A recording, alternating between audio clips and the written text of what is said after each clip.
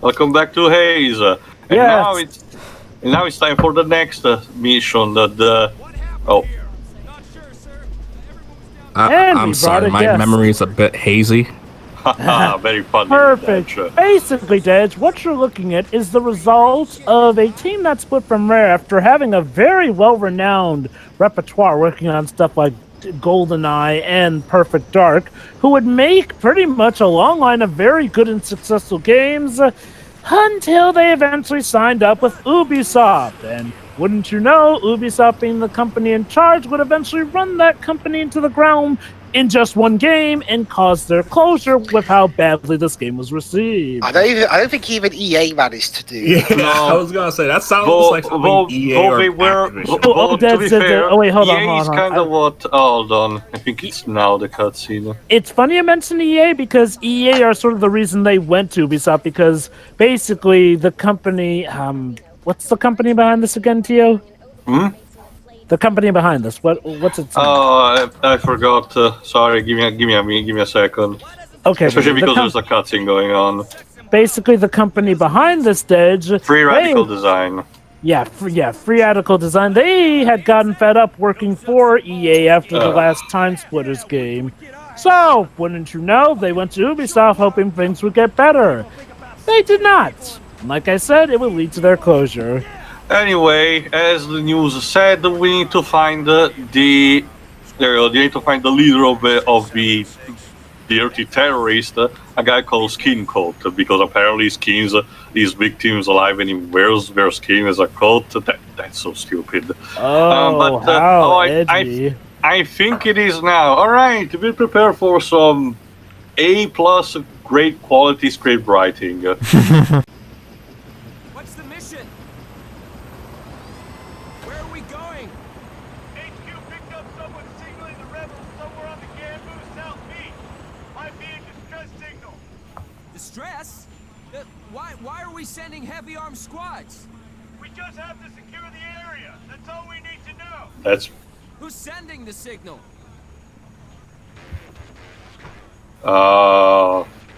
Someone farting into the mic. I don't know. New orders for you guys. Surveillance just spotted that Skincoat guy at a copper plant northeast of here. I'm dropping you south of the hot zone. You're going down to gag him and bag him. Kidnap that fucked up asshole! I don't want his fucking coat on me! Did David Cage write this scene? It's getting worse, Pedro. There we go. Yes. Okay, I think now is a good time to Alright, so mention this here- game was definitely written 10 years ago. Okay, Even more, like 15, Pedro. Well, almost between 15 and 13. Let's be generous. Now I know what you're thinking. Gee, golly, does this feel like some of the worst writing I've ever heard of? And you know what? You think this feels more like an Ubisoft script than a Free Radical Design script. And guess what, dear viewer? You'd be right. See, during the making of this game, Ubisoft in their ever so brilliant wisdom thought, hey, we clearly know how to do this better than the guys who, you know, have had pretty much a polished record so far. So they sent their own inexperienced producers to go and manhandle the project, even forcing Free Radical Design to have to fire some of their own employees because the inexperienced, and I do underline, inexperienced producers from Ubisoft thought that there was too much on them. Well, in that case, that pretty much explains it all. Ubisoft is responsible. Ubisoft being responsible for this. Considering what we know now, yeah, that makes sense actually. So, hold on, I'll say more in a second about the writer, but again, the thing you need to take from these cutscenes is the fact that, again, you need to search these Skincoat, and your search is telling you the values of war, the fact that you have to prioritize, and, don't have to be an ape, whatever the fuck that means. So, basically, Tia, what I'm getting is that Ubisoft was trying so hard to appeal to the American audience that they even had dialogue that feels like they went on internet forums. Not just that, Dej. This feels like a Bayformers style kind of movie, like or around the America kind of movies that glorifies as a commercial for the U.S. Army. What year did this come out? 2008. That explains it. So what you're saying is, sorry, go on. So what you're saying is, this is a British-made game published by the French.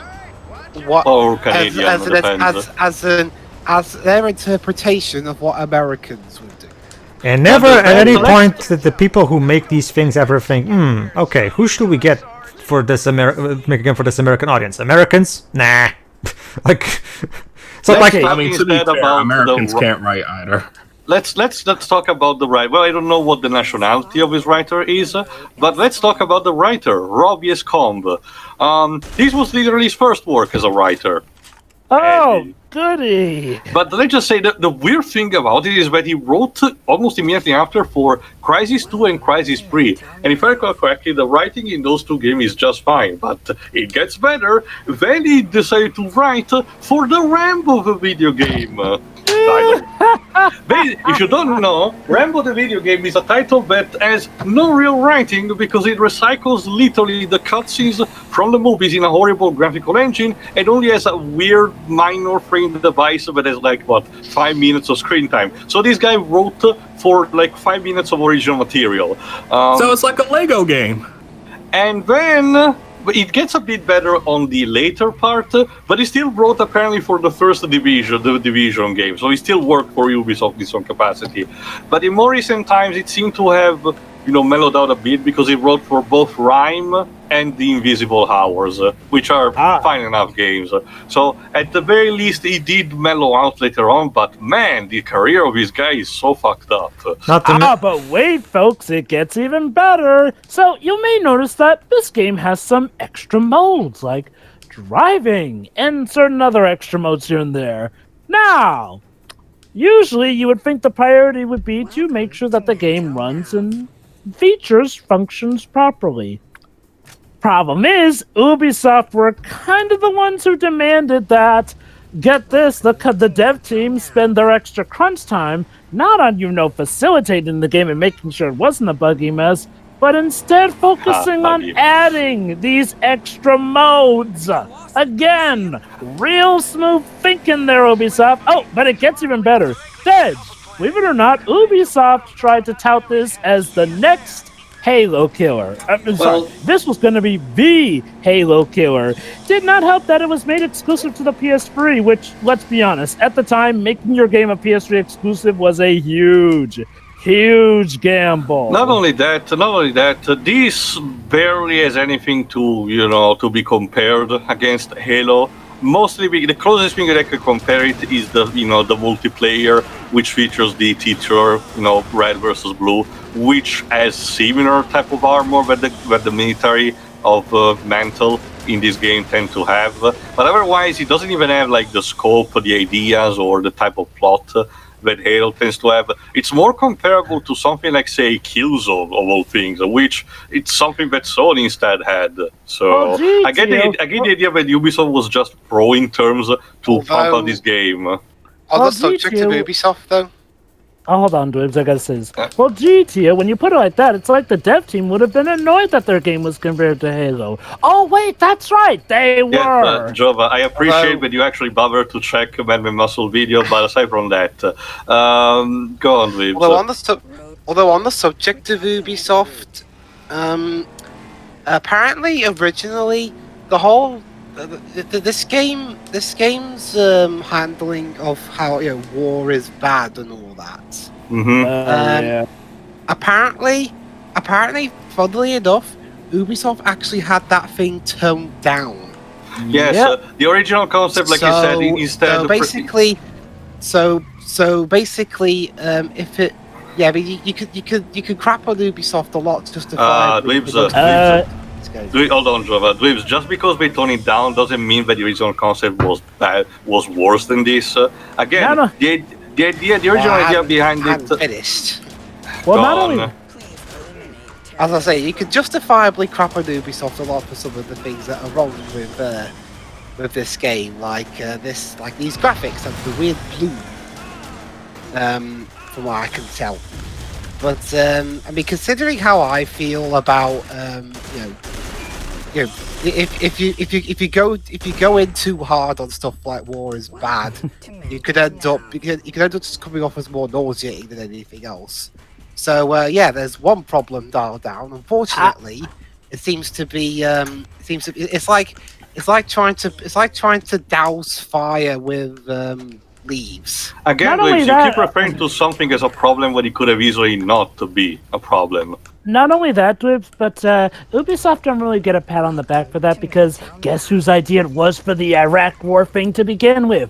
Ubisoft's own producers in the first place. The original Did I concept. say- Wait, well, I'm sorry. I'm sorry. Did I ever Excuse me? say that? Yes. Wait, you mean for you mean in context for the game, right? Not in real life.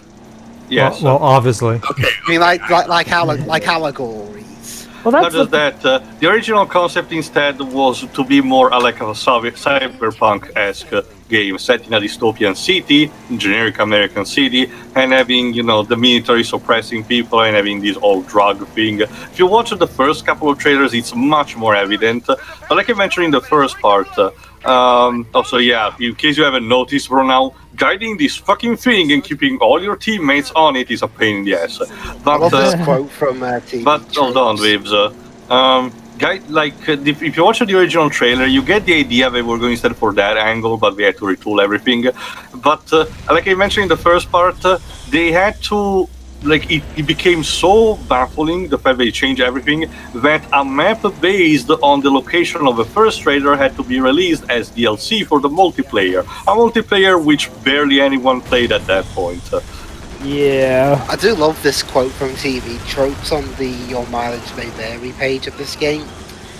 Haze is in many ways Halo and Call of Duty on drugs. Literally. Well, yeah, literally. Yeah, okay. In other ways as well, this is actually, in terms of like British video game development, it's actually really, really sad because I don't recall. I mean, the only prevalent British video game developers around this time. Also, Yeah, let's jump. Oh, God. the only British video game developers around this generation that actually managed to survive this generation were Media Molecule and Sumo Digital, among maybe one or two others. Well, technically, Rare's still around. It was talking specifically about this period, the period where this game was released. Technically Rare survived, but that's just mostly because there were other than that nuts and bolts game. The rest of the games to this generation were just kind of The Kinect Force games. titles. that no one really cared about. Look, I'm Yeah. telling you, 7th gen sucked. Ralph, Yeah. Mike. Okay. The Wii says hi. 7th Gen had good stuff, but yeah, I won't deny that it had a lot of problems, and one of those problems was the depth of a lot of companies, because the bigger companies wanted to focus mainly on more grim or darker stuff, which meant that a lot of companies had to completely change their gear shift. Not just even that, when clearly they Jova. didn't So want it's like to. Act Zero. Also in that kind of way, Dweeps, but there was also, like I mentioned also in the first part, the fact that companies, also some developer companies, had What to just launch happened? themselves. Not just that, they had to launch themselves from the SD to the HD era, and were clearly not prepared for it. And the transition in result was literally equivalent of growing pains because they could not manage to do it, to pull it out. And even the ones who managed to do it had to change very radically in what they did. Yeah. Going Yeah, I back mean, to what you around, said earlier, Dwibs. Going back to what you said earlier, Dwibs. That's the thing. This isn't just a sad thing Oh. for British game developers, but it's a sad thing for game developers as well. This was a company that, like I said, up until this game had a flawless track record, and Ubisoft didn't trust them enough, so of course they had to come in and ruin it, and thus the studio was closed as a result. Not because of the dev team mainly, no. They were doing mainly what they were ordered to do, but because the bigger company overhead thought that they could manage them better than they've been doing this whole time. Not to mention, Jova. It's a wonder Insomniac managed to survive that weird EA game. Well, okay. but Because they had based on Sony helping them out. Based on experience, sorry, go on. Basically, the Dwebs, remember, while they were making Fuse for EA, they were also making Resistance and Ratchet and Clank for Sony. So Yeah, but like I said, the Dweebs a couple of times, based also on experience, even when they reach their lowest in terms of quality, Insomniac still knows how to get shit done, usually. What I mean is, what I mean is, hell, they did tell that this company had like a Time Splitters sequel somewhat in the works before they went bust. So Yeah, not to mention.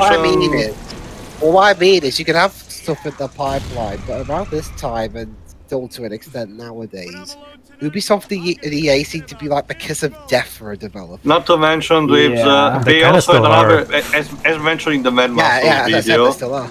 as mentioned in the What Happened video, we also had another game in the works. An older sequel, that's a sequel to the older Battlefront games, a Battlefront 3. But apparently, I had to wager probably because of how this game performed. LucasArts essentially pulled out of the deal at the last minute, and that's what ultimately signed out, Pre-Radical Design's demise. Now, I wanted to save this for the final thoughts, but I may as well mention it here, because I did remember seeing this article. One of the people from this team who actually did work on Time Splitters, recently came in contact with the company that purchased the right of Time Splitter, THQ Nordic. As we know, it's a company that is essentially phagocytating all old, forgotten IPs, mostly Western, integrating them under one flag and decide to repropose them, sometimes with remasters, maybe a new sequel or an expansion, if they had it. Remake. Yeah. And the one person of the original development of Time Splitters actually went to their studio to actually discuss the possibility of, reproposing it and actually making a sequel. Not much more has happened since then, but the signs seem to be promising. And to be fair, it's a similar process, if I had to say, that kind of what happened to Darksiders instead.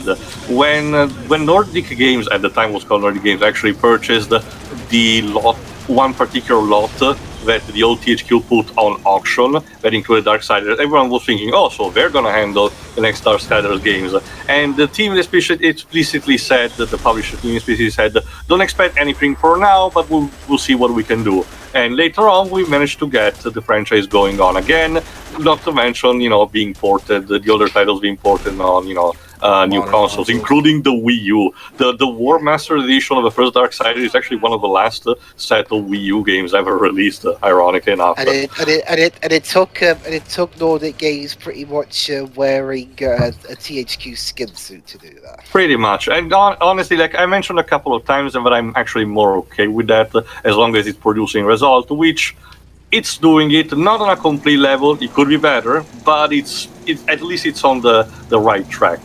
But this to say that there is a potential for the future of Time Splitters, but we might not see it like completely immediately. But we'll see. So technically speaking, while this game technically signifies the death of the dev team, some people of it survive to this day. Madman Muscle mentions also in this video that like one of them actually went to Sumo instead, Sumo Digital, so there's that. Anyway, hold on. How did you arrive here before me? Ow! Oh man. Wait. Why are you bleeping? The nectar getting instilled in me. I guess that's the purpose. It's avoiding the horrors of war. Hence why also the model is not bleeding under the wheel. Wait, nectar senses swearing. Unless it's a slur again, it's an homophobic slur. How convenient. The connotations here never stop being crap, Ubisoft. Like, okay, look, I won't deny, Ubisoft can make good games, but the writing on the wall with them is so often the same. Ooh, let's be edgy and be all up in the social commentary regardless of whether we do it right or not. Except when we're doing a game about our own country's history, in which case we sugarcoat the hell out of it.